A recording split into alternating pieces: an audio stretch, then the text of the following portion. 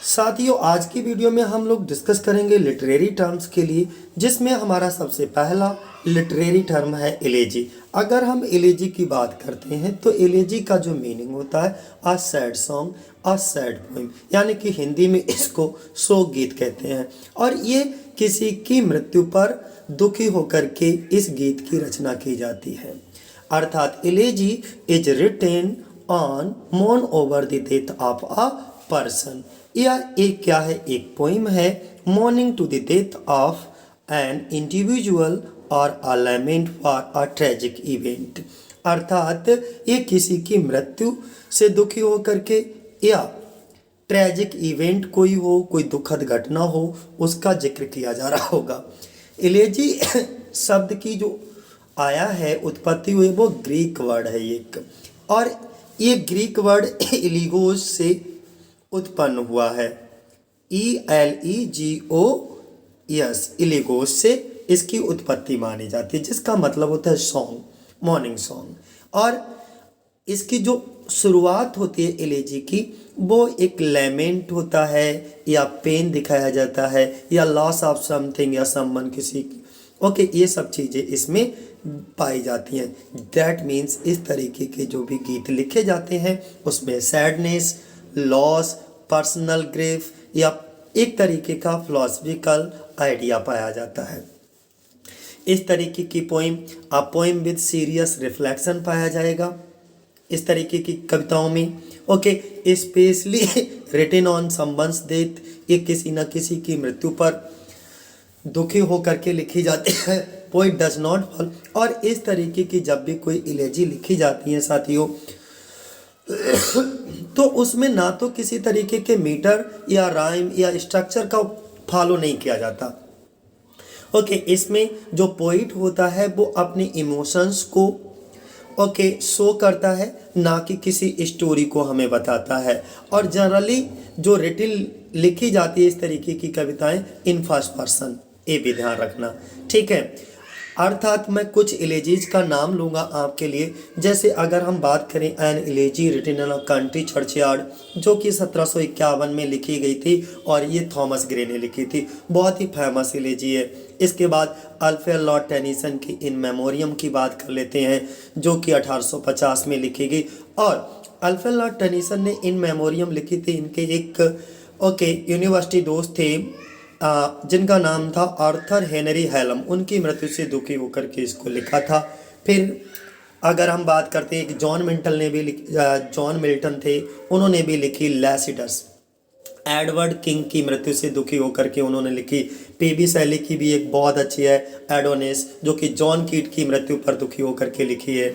और Matthew Arnold ने एक थायरसिस एलेजी, पोस्टरल एलेजी लिखी थी, जो कि 1866 में लिखी थी। ओके, इसमें जो अर्नोल्ड थे, इनके एक मैथ्यू अर्नोल्ड के दोस्त होते थे, आर्थर ह्यू क्लब को जो है थायरसिस बोला है इस पोएम के अंदर। तो ये सब चीज़ें चलती रहती हैं एलेजी में। ओके, अब हम बात करेंगे इसके सेकेंड पोर्शन की, जेनरा क्या होता है। दूसरा शैली, यानी कि रचना पद्धति, जिसका मीन होता है कि एक कैटेगरी होगा या टाइप ऑफ लिटरेचर, जैसे epic, ode, ballad, dramatic, monologue, ये सभी क्या है, यानी कि genre is a French word है। ये एक, फिर से ध्यान रखिएगा, जिसका हिंदी मीनिंग होता है शैली या रचना पद्धति। ये एक फ्रेंच वर्ड है जिसका मीनिंग होता है kind of, sort of, category of, type of literature, ये सब होता है। जैसे प्रोज, पोएट्री, ड्रामा लिखना, ये सब क्या है, एक जेनरा है। दूसरा हाइपरबोली या हाइपरबोल, इसको हाइपरबोल से ही याद रखना ज़्यादा अच्छा याद रहेगा। हाइपरबोल से मतलब हाई फाई बोल, बहुत बड़ा चढ़ा करके किसी बात को बोल देना, यानी कि अतिशयोक्ति। इस तरीके के हाइपरबोल जो फिगर ऑफ स्पीच होता है, इसमें एक ओवर स्टेटमेंट दिखाया जाता है या एग्जेजरेशन दिखाया जाता है। जो एग्जेजरेशन होता है बहुत ही हाई फाई, डेट मीन्स हम कह सकते हैं in this figure of speech the object are shown greater or less, better or worse than they really are. जो वास्तविक वो होते हैं, या तो जो वास्तविक सिचुएशन होती है उससे या तो बहुत बुरा बताया जाएगा या बहुत बेकार बताया जाएगा, या कुछ महान बताया जाएगा, या बहुत कम, या बहुत बड़ा, या बहुत छोटा। इस तरीके का जो है फिगर ऑफ स्पीच होता है। जैसे आप लोग भी बहुत ज़्यादा बोलते हो, जैसे कह दिया थैंक्स अ मिलियन, क्या है, हाइपरबोल है, थैंक्स अ मिलियन। अब मिलियन बार कौन थैंक्स बोलता है, लेकिन बस हमने बोल दिया इसे ओवर स्टेटमेंट में। जैसे I have told you 100 times या the river of blood flowed in the battle field, यानी कि युद्ध क्षेत्र में रक्त की नदियां बह गई। ये क्या है, ये हमारे सब ओवर स्टेटमेंट है। तो अब आपको क्लियर पता लग गया होगा कि आखिर चीज़ें क्या होती हैं। हम बात करेंगे नेक्स्ट टर्म की, जो नेक्स्ट डिवाइस है हमारी वो इमेज। अगर हम इमेज की बात करते हैं कि इमेज क्या होता है, बेसिकली इमेज कुछ अलग चीज़ नहीं होती है, कोई नई चीज़ भी नहीं होती है। इमेज क्या होती है, एक तरीके की मेंटल जो है पिक्चर होती है। और इस शब्द की जो उत्पत्ति हुई थी वो लैटिन भाषा से हुई। ये एक मेंटल पिक्चर होती है। और इमेज क्या है, एक शब्द है, यानी कि वर्ड पिक्चर है, जिसका description of some visible scene और ऑब्जेक्ट, यानी कि दिमाग में कुछ देखे हुए दृश्यों का क्या चलता रहता है, ओके, डिस्क्रिप्शन होता है। या किसी ऑब्जेक्ट, कोई चीज़ हमने पहले देख ली, उस ऑब्जेक्ट या किसी, मान लीजिए कोई विजिबल सीन, हम कहीं घूमने गए, उसका दिमाग में चलता रहना ही क्या है, एक इमेज है। इमेज और इमेजरी वर्ड होते हैं, जिसमें हम कह सकते हैं एक मेंटल पिक्चर होगी जो कनेक्टेड होती है विद मेटाफर, सिम्बली और अदर सिंबल्स। ओके, इसके बाद पांचवा जो हमारा है वो लिमरिक है दोस्तों। लिमरिक बेसिकली क्या है कि छोटे बच्चों को लिखे जाने वाली एक कविता होती है। इसे हम ये भी कह सकते हैं एक शॉर्ट पोइम होती है, एक छोटी कविता होगी जिसके प्रत्येक स्टेंजा में 5 लाइनें होती है। ये बड़ी हास्य कविता होती है। ओके, वर्ड्स ऑफ 3 लॉन्ग, इसमें से जो कविता होती है उनमें से 3 लाइनें वो बड़ी होती हैं और 2 लाइनें क्या होती है, छोटी होती है। जिसकी राइमिंग स्कीम की बात करें तो AA होती है। और लिमरिक को पॉपुलराइज किया था एडवर्ड किंग ने। यानी कि हम ये कह सकते हैं कि इसकी जो लाइनें होती हैं, लिमरिक जो होता है एक सिली पोएम होती है जो कि 5 लाइनों की होती है। एक स्टेंजा 5 लाइनों का होता है और राइम स्कीम इसकी AA होती है। और ये पोएमें ज़्यादातर फनी होती हैं, अर्थात इसको लिखने का जो तरीका होता है, इसकी पहली, दूसरी और 5वीं लाइन एक दूसरे से राइम करेंगी। कौन कौन सी, पहली, दूसरी और 5वीं लाइन। इसके बाद तीसरी और चौथी लाइन एक दूसरे से राइम करना चाहिए दोस्तों। इस तरीके की कविताएं जो लिमरिक में लिखी जाती हैं, उनकी लाइनें कुछ इस तरीके से शुरू होती हैं, जैसे देयर वाज आ किंग या there is a okay river. तो इस तरीके से इसकी लाइनें जो हैं वो लिमरिक की शुरू होती हैं दोस्तों। और इसको पॉपुलराइज किया था एडवर्ड ली। दोस्तों लिरिक क्या होता है, लिरिक एक गीत होता है। A lyric is a short poem, एक छोटी सी कविता होती है जिसमें एक्सप्रेस किया जाता है a simple mood, simple mood को एक्सप्रेस किया जाता है। इट इज यूजली पर्सनल, ज़्यादातर ये क्या होती है, पर्सनल, और कभी कभी ये म्यूजिकल होती है, अर्थात हम विद म्यूजिक ये भी कह सकते हो। तो लिरिक क्या है, लिरिक क्या है, एक प्रकार का अ काइंड ऑफ पोइम है। लिरिक जो होता है वो कवि के इमोशन को व्यक्त करता है, जिसमें गाने वाला स्वयं के विचारों को गाने के रूप में प्रकट करता है। और ये एक छोटा सा गीत होता है जिसमें कल्पनाओं को व्यक्त करता है कवि। इसमें 3 भाग हो सकते हैं। अगर हम मान के चलें कि जो लिरिक होता है उसके पहले भाग में क्या होता है, कल्पना या विचार का शुरुआत दिखाई जाती है। दूसरे जो भाग होता है उसमें कल्पना तथा विचारों का विकास होता हुआ दिखाया जाता है। और अगर कोई लिरिक होता है, लिरिक का कोई तीसरा भाग होता है, कंक्लूजन पार्ट होता है, तो उसमें लिरिक का अंत होता हुआ दिखता है। और ज़्यादातर ये गीत जो आधारित होते हैं, इनकी जो थीम होती है वो लव, घृणा, आशा, निराशा, भक्ति, देशभक्ति या मित्रता इत्यादि पर आधारित या इस प्रकार के भाव इसके अंदर हो सकते हैं। लिरिक भी बेसिकली 2 तरीके का होता है, पर्सनल लिरिक जिसमें कवि अपने स्वयं की भावनाओं को प्रकट करता है, और एक इम्पर्सनल लिरिक होता है जिसमें कवि जो है किसी त्यौहार है, शादी है या अन्य किसी घटना के बारे में लिखता है। और लिरिक जो है वो एक लैटिन वर्क है जो लैरिकस से बना है, LYRICUS, यानी कि लैरिकस से बना है। तो अब आपको लिरिक के बारे में क्लियर हो गया होगा अब हम बात करेंगे नेक्स्ट टर्म की, लिंग्विस्टिक। एक्चुअली क्या होता है लिंग्विस्टिक, बहुभाषा संबंधी या भाषा विज्ञान, जिसमें हम भाषा विज्ञान संबंधी अर्थात लिंग्विस्टिक इज द साइंटिफिक या systematic study of language. Linguistic basically क्या होता है, साइंटिफिक या सिस्टेमेटिक स्टडी को हम language, systematic study of language क्या कहलाती है हमारी, लिंग्विस्टिक कहलाती है। यानी कि कई भाषाओं को बोलने वाला या भाषाविद या भाषा विज्ञान जो है संबंधी, इनको हम लिंग्विस्टिक कहते हैं। एक्चुअली अगर हम लिंग्विस्टिक की बात करते हैं, ब्रांचेज ऑफ लिंग्विस्टिक की बात करते हैं, जिसमें हमारी क्या होती है, लैंग्वेज होती है। लैंग्वेज में भी क्या होता है, साउंड होते हैं, वर्ड होते हैं, सेंटेंस होते हैं, फिर उसका मीनिंग होता है। अगर हम साउंड का जो स्टडी करते हैं तो वो फोनेटिक्स होती है या फोनोलॉजी भी कह सकते हो। जैसे वर्ड होता है, वर्ड का किस में स्टडी करते हैं तो मार्फोलॉजी होती है। इसी तरीके से सेंटेंस को स्टडी किस में करते हैं, हम सिंटैक्स में करते हैं। और मीनिंग का सेमेटिक्स या प्रैग्मेटिक्स भी बोलते हैं, उसको उसमें स्टडी किया जाता है। तो बेसिकली हम आज आपको थोड़ा सा इसके बारे में बताएंगे कि आखिर ये लिंग्विस्टिक है क्या।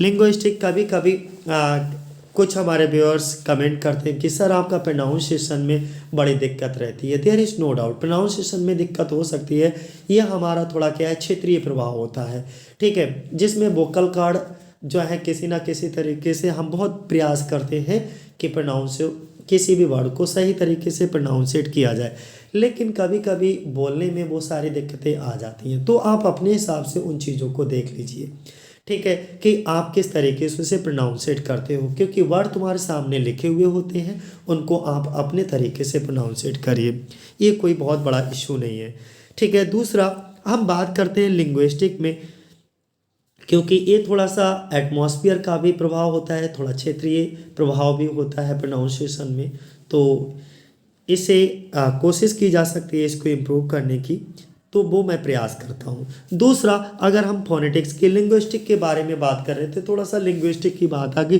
तो मैं थोड़ा सा इसमें बता देता हूँ कि लिंग्विस्टिक की क्या होता है। इसमें फोनेटिक्स होती है लिंग्विस्टिक में, फोनेटिक्स बेसिकली या मार्फोलॉजी होती है, सिंटैक्स होता है, सेमेटिक्स होता है या प्रैग्मेटिक्स होता है, ये सब चीज़ें होती है। अगर हम फोनेटिक्स की बात करते हैं तो इसमें क्या होता है, studies the speech sound in a language. जो स्पीच साउंड होती है लैंग्वेज की, उसको स्टडी किया जाता है। मार्फोलॉजी की अगर हम बात करें तो studies the formation of word, यानी कि शब्दों का फॉर्मेशन कैसे किया जाता है उसका अध्ययन किया जाता है, वो मार्फोलॉजी में किया जाता है। सेम टू सेम अगर हम सिंटैक्स की बात करते हैं, वो भी लिंग्विस्टिक का ही पार्ट है, जिसमें studies okay how meaning come our from, ये मीनिंग कहाँ से आया, कैसे आया, ये सेमेटिक्स में अध्ययन करते हैं। और प्रैग्मेटिक्स का अगर हम बात करें तो उसमें स्टडीज़ करते हैं मीनिंग इन सर्टेन कॉन्टेक्स्ट, किसी एक निश्चित कॉन्टेक्स्ट में ले जा करके उस मीनिंग के का अध्ययन किया जाता है। ओके, तो ये सब चीज़ें हमारी क्या होती हैं, लिंग्विस्टिक के पार्ट होती है। इसीलिए अगर कहीं लिंग्विस्टिक आपका आ जाए तो बेसिकली ये साइंटिफिक या सिस्टेमेटिक स्टडी कहलाती है ऑफ लैंग्वेज की। दूसरा मेलोड्रामा क्या होता है दोस्तों, इस मेलोड्रामा का एक दूसरा नाम भी होता है जिसको हम कहते हैं हॉरर प्ले। ओके, बेसिकली क्या होता है, ये हाईली सेंसनल ड्रामा होते हैं विद हैप्पी एंडिंग के साथ में। ओके, या हम ये भी कह सकते हैं सेंसनल ड्रामा विद म्यूजिक। मेलोड्रामा क्या है, हॉरर प्ले होता है या सेंसनल ड्रामा विद म्यूजिक। ओके, तो एक हाईली सेंसनल ड्रामा आपको याद बनाए रखना है, ये ज़्यादातर पूछा जाएगा, ठीक है। इसके कुछ एग्जाम्पल जैसे स्पेनिश ट्रेजेडी के ऐड की है, उसका एग्जाम्पल दिया जा सकता है। मैं मेलोड्रामा के और भी एग्जाम्पल दूंगा। जैसे अगर मैं इसके टर्म की बात कर दूं कि ये जो टर्म है वो ऑरिजिनेटेड कहाँ से हुआ, किस तरीके से, तो ये जो मेलोड्रामा है वो एक फ्रेंच वर्ड है और 19वीं शताब्दी में आया। फ्रेंच वर्ड के मेलोड्राम से आया था ये। अगर हम इस वर्ड मेलोड्रामा को क्वाइन किसने किया, okay, from the Greek word से क्वाइन किया गया, जहाँ पे मेलो का मतलब था म्यूजिक और ड्रेन का मतलब था ड्रामा।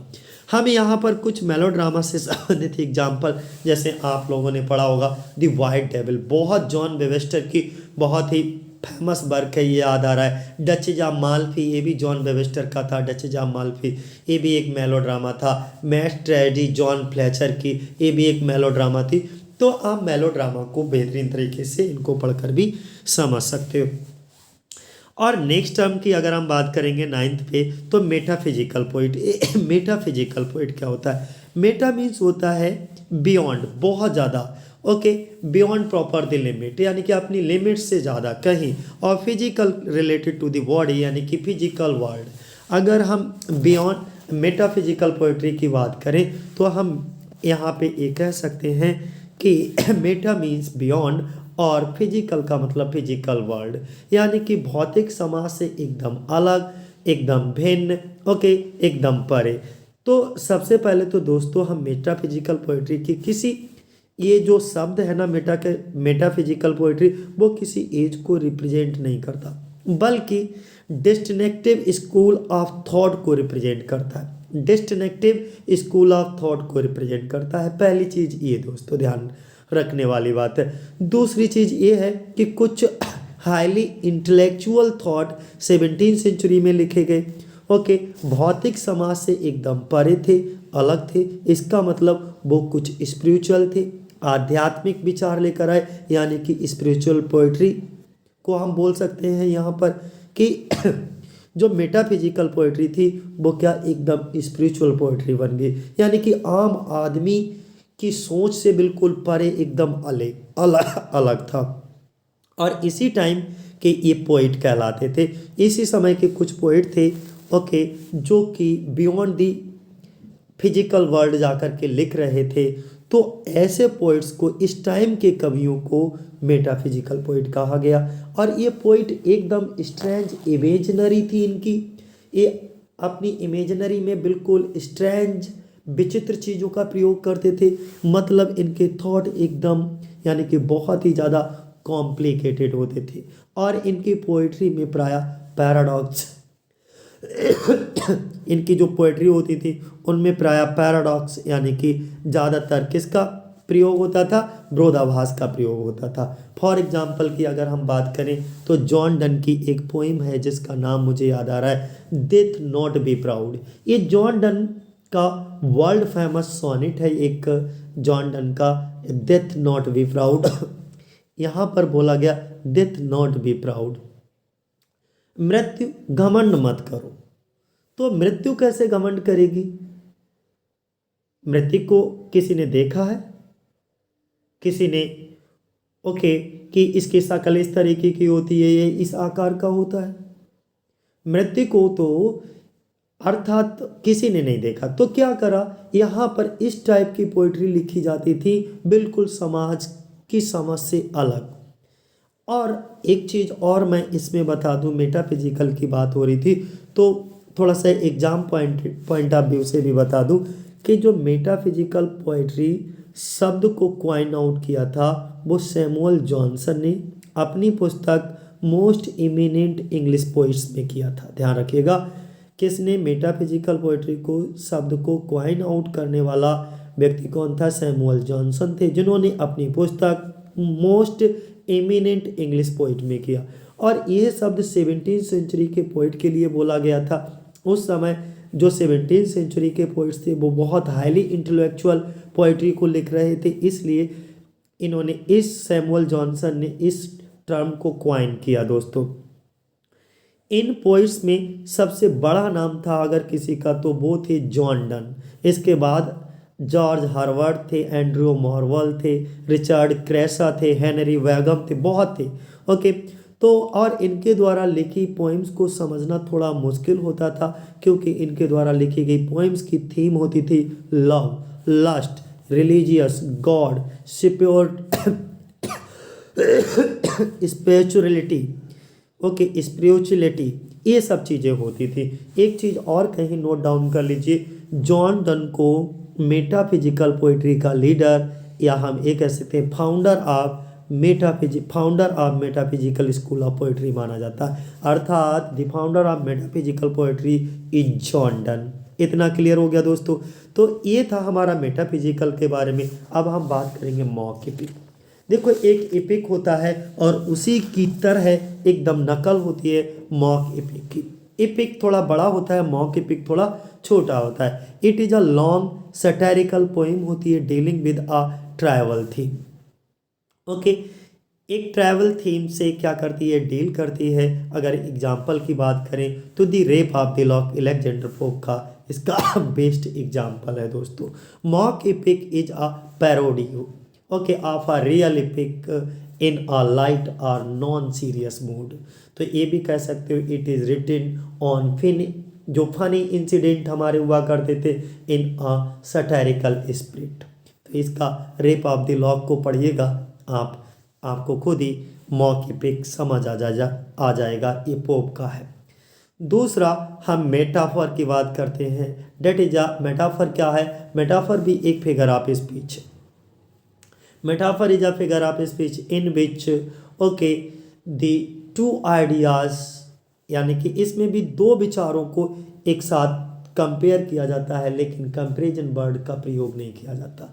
यानी कि इन ये इम्प्लॉयड सिमली भी कह सकते हो, but the comparison word as like या सो आर नॉट यूज्ड, इनका प्रयोग नहीं किया जाता। तो मेटाफर क्या है, is an employed comparison okay between two different things, यानी कि a comparison is two different things compared to each other but the comparison word are not used। Okay, दो डिफरेंट अलग अलग चीज़ों की तुलना तो की जाती है लेकिन मेटाफर में जो है तुलनात्मक शब्दों का प्रयोग नहीं किया जाता है दोस्तों। और मेटाफर को हिंदी में हम रूपक अलंकार कहते हैं। क्या कहते हैं, रूपक अलंकार दोस्तों। तो मुझे लगता है अब आपको इसमें जो चीज़ होती है उसी को मान लिया जाता है, ये मान करके चलिएगा। ओके, तो चलो आज के लिए दोस्तों इतना ही, नहीं तो वीडियो बहुत लंबा हो जाएगा। आज हमने ये 11 जो है लिटरेरी टर्म्स को डिस्कस किया आपके साथ। नेक्स्ट वीडियो में हम 20 और 30 तक कवर करने का प्रयास करेंगे। जय हिंद, जय भारत साथियों।